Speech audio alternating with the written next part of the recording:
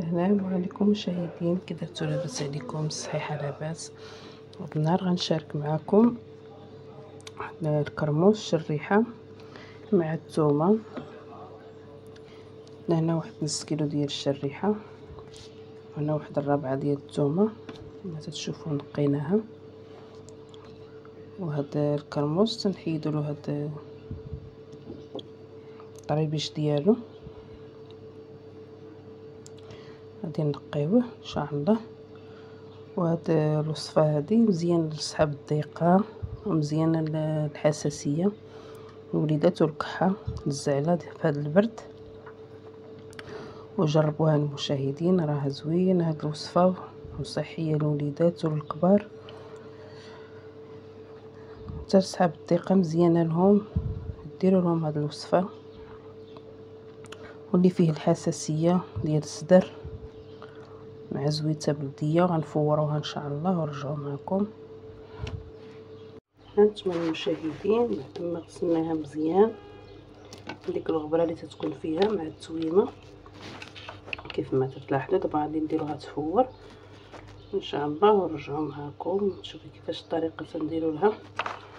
وجربوا هذه الطريقه، ما تنساونيش مني لايك وابوني وتفاعلوا معنا. وشكرا لكم المشاهدين، ديروا لنا التعاليق ديالكم الزوينين وجربوا هذه الوصفه وردوا عليا في التعاليق. راها مزيانه للوليدات اللي فيهم الكح. لما تشريو لهم الدواء من الفرماسيان ديروا لهم هذه الوصفه، راها صحيه.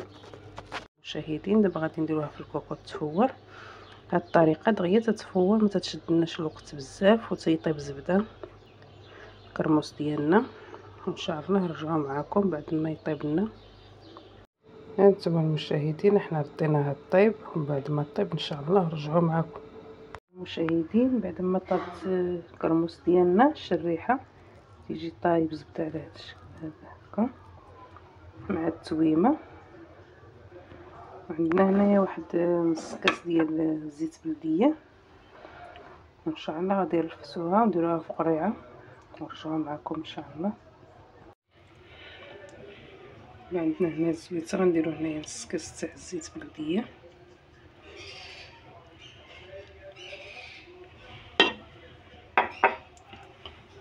غادي نشدو واحد المغرفه ونرفسوها مزيان.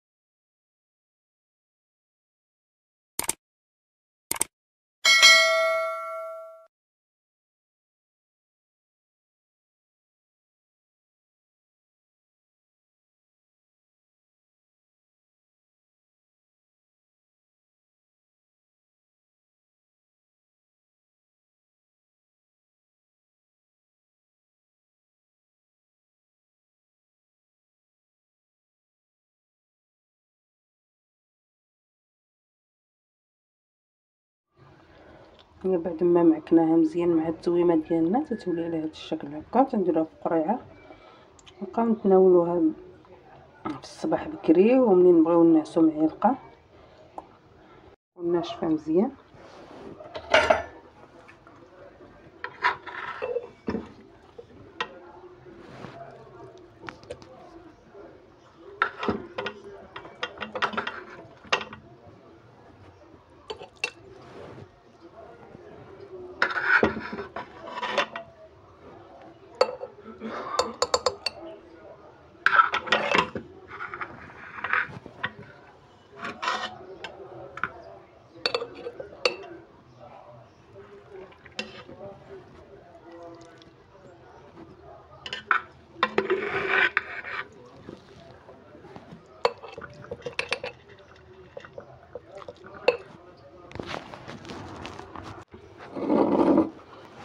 هانتوما المشاهدين، هادي راني صوبتها للوالده حيت هي عيانه فيها الحساسيه.